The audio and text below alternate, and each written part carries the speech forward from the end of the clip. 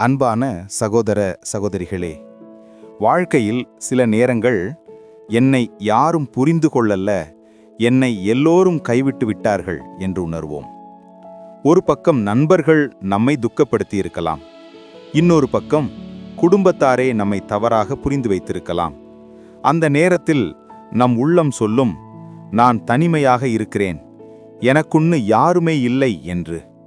ஆனால் இன்று கர்த்தர் உங்களிடத்தில் சொல்கிறார், ஸ்திரீயானவள் தன் கர்ப்பத்தின் பிள்ளைக்கு இறங்காமல் தன் பாலகனை மறப்பாளோ? அவர்கள் மறந்தாலும் நான் உன்னை மறப்பதில்லை. மனிதர்கள் மறந்தாலும், உன்னை பெற்றெடுத்த உன் தாயே உன்னை மறந்தாலும், இயேசு சொல்கிறார், நான் ஒருபோதும் உன்னை மறப்பதில்லை. இந்த உலக மனிதர்கள் நம்மை கொஞ்ச காலம் மாத்திரம்தான் நினைவில் காலம் வைத்திருப்பார்கள். நம்மை தேவைக்காக பயன்படுத்தி கொண்ட பின் மறந்து விடுவார்கள். ஆனால் தேவன் அப்படி இல்லை, கொஞ்சம் வித்தியாசமானவர். சங்கீதம் 27 அதிகாரம் 10 இப்படியாய் சொல்கிறது, என் தகப்பனும் என் தாயும் என்னை கைவிட்டாலும் கர்த்தர் என்னை சேர்த்து கொள்ளுவார். மனித பாசம் முடியும்போது தேவனுடைய பாசம் தொடங்குகிறது. ஒரு தாய் கூட தன் குழந்தையை மறக்கலாம் என்று வசனம் சொல்கிறது. ஆனால் தேவன் மறப்பதில்லை. ஏன் தெரியுமா? அவர் உன்னை உன் பெயரை சொல்லி அழைக்கிற தேவன். இப்போது ஒரு சிறிய கதையை சொல்கிறேன். ஒரு சின்ன கிராமத்தில் தாமஸ் என்ற ஒரு சிறுவன் இருந்தான். அவனுடைய தாய் தந்தை இருவரும் அவன் சிறுவயதாயிருக்கும்போதே இறந்து விட்டார்கள். அவன் அனாதையாகத்தான் வளர்ந்தான். யாரும் அவனை பெரிதாக யாரும் கவனிக்க மாட்டார்கள். பள்ளியில் நண்பர்கள் அவனை அனாதை என்று கேலி செய்வார்கள். சில நேரங்களில் அவன் தேவாலயத்தின் பின்புறம் அமர்ந்து இயேசுவின் சிலுவையை பார்த்து கொண்டு அழுவான். ஒரு நாள் கடுமையான மழை பெய்தது. தாமஸ் சாலையின் ஓரத்தில் நனைந்து கொண்டு நின்றான்.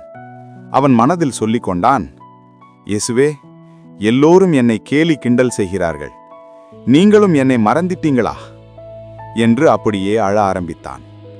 அந்த நேரத்தில் ஒரு பிரகாசமான ஒளி அந்த இடத்தில் தோன்றியது. ஏதோ ஒரு நபர் அந்த ஒளியின் உள்ளே நிற்பதை தாமஸ் பார்த்தான். அதிலிருந்து ஒரு சத்தம் வந்தது, என் மகனே, ஏன் அழுகிறாய்?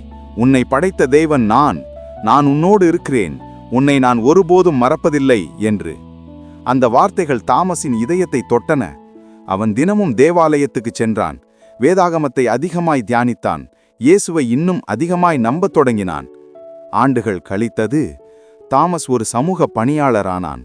அனாதைகளுக்காக ஒரு இல்லம் தொடங்கினான். அதில் மனிதர்களால் மறக்கப்பட்ட அநேக பிள்ளைகளை சேர்த்து அவர்களுக்கு மறுவாழ்வை கொடுத்தான். அவன் எல்லோரிடமும் சொல்லுவான், என்னை எல்லோரும் மறந்த நாளில் இயேசு மட்டும் என்னை மறக்காமல் என்னை நினைத்தார் என்று. வேதாகமத்தில் மறக்கப்பட்ட 5 நபர்களை மட்டும் சொல்கிறேன். 1, யோசேப்பு. அவனை சகோதரர்கள் தள்ளிவிட்டார்கள், சிறையில் அடைத்தார்கள், அங்கேயும் அவனை மறந்தார்கள். ஆனால் வேதம் சொல்கிறது, தேவன் யோசேப்பை நினைத்தார். மறக்கப்பட்டவன் ராஜ்யத்தை ஆளும் நிலைக்கு கொண்டு வரப்பட்டான். 2, அன்னாள். அவள் ஜெபித்தாள், அழுதாள், எல்லோரும் அவளை வெறுத்தார்கள். ஆனால் தேவன் அவளை நினைத்தார். அவள் சாமுவேலை பெற்றாள். 3, தாவீது. அவன் குடும்பத்தினாரால் புறக்கணிக்கப்பட்டவன். ஆனால் தேவன் அவனை நினைத்து அரசனாக தேர்ந்தெடுத்தார். 4, சிலுவையில் இருந்த திருடன். எல்லோரும் அவனை மறந்தனர். ஆனால் இயேசு அவனை பார்த்து சொன்னார், இன்றைக்கு நீ எனக்கூட பரதேசியில் இருப்பாய் என்று. எவ்வளவு அற்புதம்! மரணத்தின் நொடியில் கூட இயேசு மறக்கவில்லை. நீங்கள் இன்று அவர் என்னை மறந்துவிட்டார் என்று நினைத்து கொண்டிருக்கலாம். ஆனால் இயேசு சொல்கிறார், உன்னை என் கைகளில் பொறித்திருக்கிறேன். அவர் உன் வலியை மறந்தவர் அல்ல.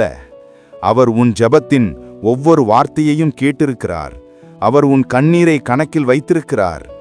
நீங்கள் அழுதாலும் தேவன் உன்னை நினைத்து சொல்கிறார், மகனே, மகளே, நான் உன்னை ஒருபோதும் மறப்பதில்லை. நீ சிறிது வல்லமையுடையவனாயிருந்தாலும் நான் உனக்காக வாசல் திறந்திருக்கிறேன். தேவன் உன்னை மறக்கவில்லை.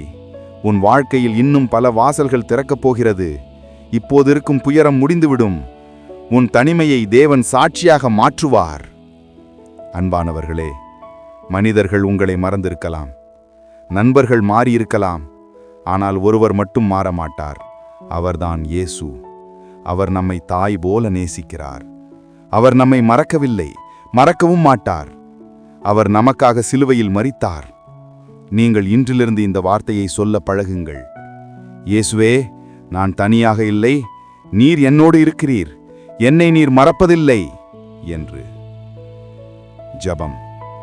கர்த்தாவே, இந்த உலகம் எங்களை மறந்தாலும் நீர் எங்களை ஒருபோதும் மறப்பதில்லை என்று சொன்னதற்கு நன்றி. இன்று துன்பத்திலும் தனிமையிலும் இருக்கும் ஒவ்வொருவரையும் நினைத்துக்கொண்டு அவர்களின் இதயத்தை ஆறுதல் படுத்தி புதிய நம்பிக்கையை கொடுப்பீராக. எங்களை உம் கைகளில் பொறித்ததற்கு நன்றி ஆண்டவரே. இயேசுவின் நாமத்தில் ஜெபிக்கிறோம். ஆமேன்.